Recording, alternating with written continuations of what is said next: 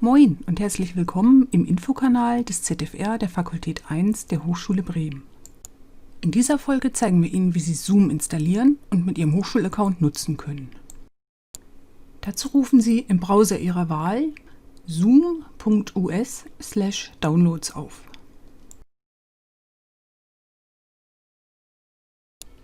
Ihr Betriebssystem wird automatisch erkannt und der Zoom-Client wird Ihnen zum Download angeboten. Bitte downloaden Sie diesen. Nach erfolgreichem Download können Sie die Installation starten.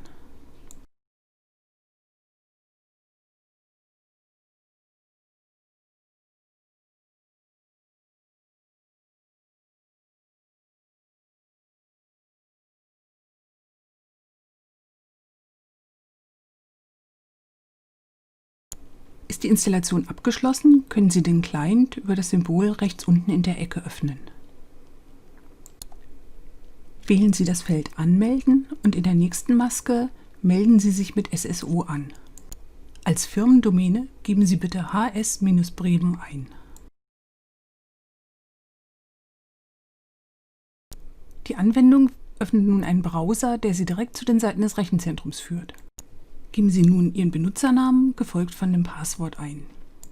Sie können hier wählen, die Anmeldung nicht zu speichern und, falls Sie bereits eine frühere Einwilligung zur Weitergabe Ihrer Informationen getätigt haben, diese rückgängig zu machen. Sie sehen, welche Informationen übermittelt werden und haben die Möglichkeit, die Datenschutzinformationen dieses Dienstes aufzurufen. Sie können auswählen, ob Sie jedes Mal diese Frage sehen möchten oder ob die Information dauerhaft gespeichert werden soll. Mit Akzeptieren werden die Informationen an die App weitergeleitet. Das war es bereits. Nun steht Ihnen die App zur Verfügung.